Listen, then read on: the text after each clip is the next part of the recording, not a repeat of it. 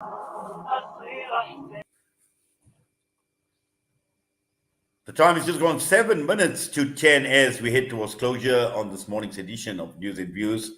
And yesterday we're talking football, we're talking about the Premier League, we're talking about Liverpool and Man United, the battle of the Reds. And who would have thought Liverpool 7-0 over Manchester United, where many considering Liverpool looking at their inconsistent form throughout the season so far, and Man United doing extremely well, and suddenly 7-0. Now, there are many, and I've seen a lot come through on social media, where Man United has now got a new sponsor called 7 Up, and Eric Ten Hag changing his name to Eric 7 Hag. And we joined this morning by Mpho Mutloane, who is a football journalist. Mpho, good morning to you, and welcome to the show. Good morning, Inyat. Thank you for having me. Yeah, Eric 7 Hag. And who would have expected it? 7-0. Liverpool beating Man United. Was it expected?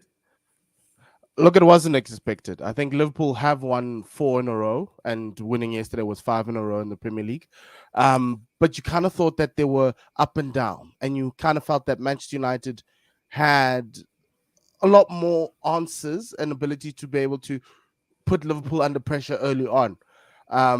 They weren't able to do that. They had lots of chances, and then Liverpool slowly kept coming into the game, and you kind of realize that Eric Ten Hag's system was well matched by Jurgen Klopp, and they got torn apart. I think that goal before the half was just so beautiful, and it took everything away from Manchester United. But you expect them to come back, and then once they conceded one straight after the half, you kind of felt, okay, we don't know what this team looks like being 2-0 down. Here's an interesting situation for us to see if this team can do something at Anfield. And all it was them. We got a Manchester United that was just super aggressive still, trying to chase the game, and Liverpool found it easy to pick them apart. And both teams play on the transition, on the counter. I think Liverpool defended much better than Manchester United yesterday, and they were able to put Manchester United under pressure by stealing balls in areas that you don't want to lose balls. You want to lose balls in front of your defense. You don't want to lose balls from your defensive midfielder, which is Casemiro, and he had some errors yesterday. Alessandro Martinez looked off color, and it's one of those situations where if both teams are open, you're going to get a high-scoring game. And it just so happened that, again, Manchester United going to Anfield, trying to chase a game, lost by a lot more. Last season, they lost 4-0. I think the season before at Old Trafford, they lost 5-0. So to a certain extent, it was it's the downside of this high pressing, high counter game where you want to give the opposition the ball and you want to catch them on the counter. United weren't able to do that, but Liverpool did that multiple times because United ended up being even more aggressive.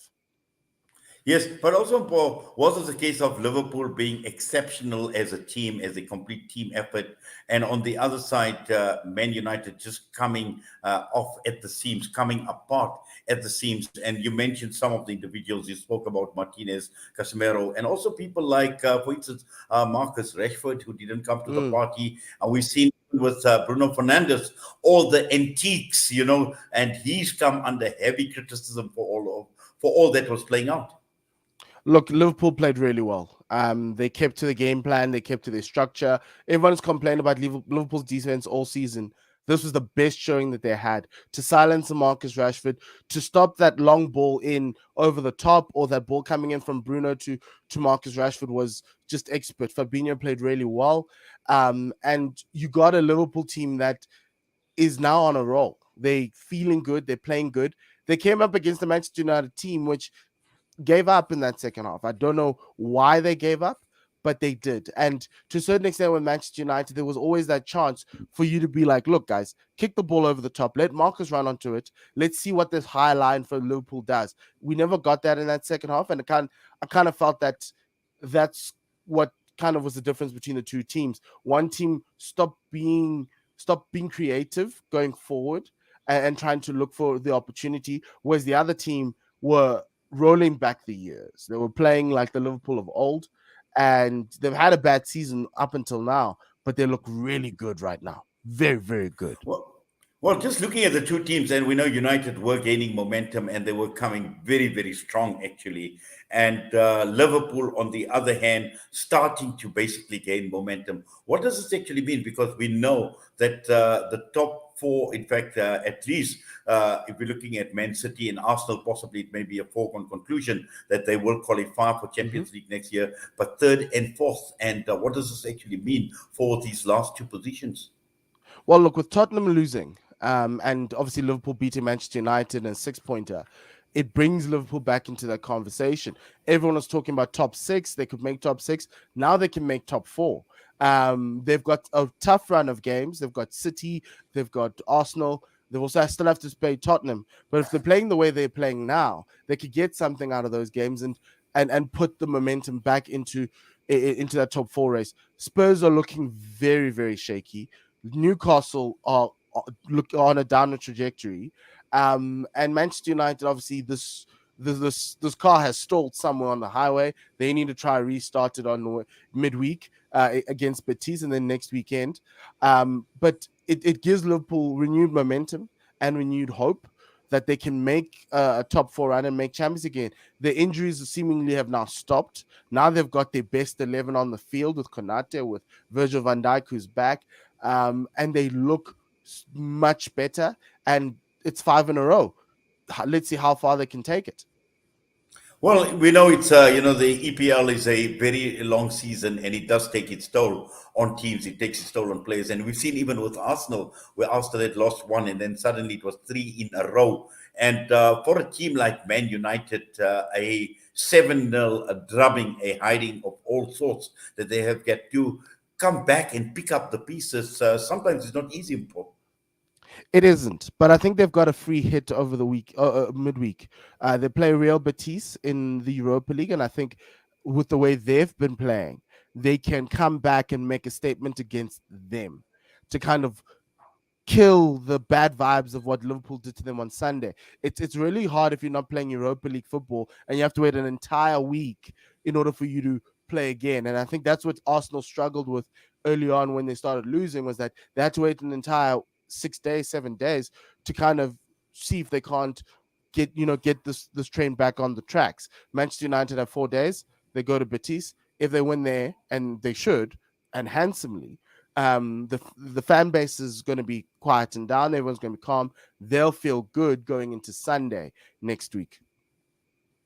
But also, it's got to do with the depth that you've got in your squad, especially at this stage of the season, at a late stage of the season. And we've seen it over the weekend with Arsenal's win. I Mm. mean, that was a dramatic win and a masterclass on the part of Ateta, bringing in people like Nilsson and also Ben White. So again, it's the depth of the squad and how they are actually coping towards the latter part of the season.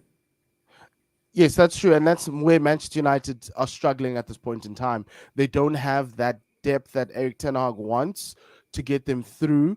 Obviously, they lost Christian Eriksen, which is a big loss for them, and obviously, you kind of feel like he's playing with 16 players.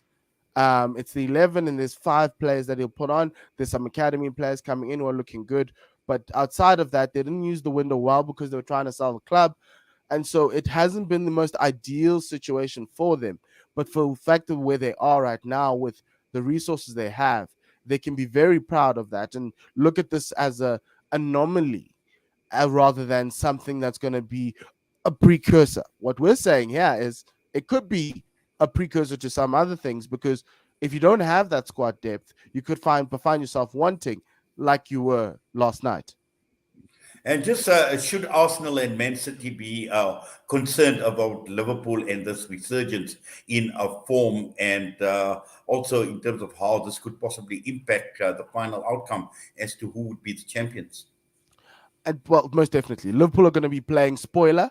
I think City play them first on the 1st of April, and then Arsenal play them on the 9th.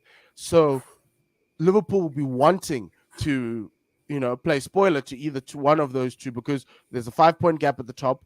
If they can affect the title race with the way they're playing right now, it's going to be quite important to, I think, to them, and it'll be a feather in their cap to say, yeah, we had a bad start of the season, but in that second half of the season, when the title challenges came, we made sure that the title wasn't won that easily. It's also quite interesting, obviously, with Arsenal playing them second.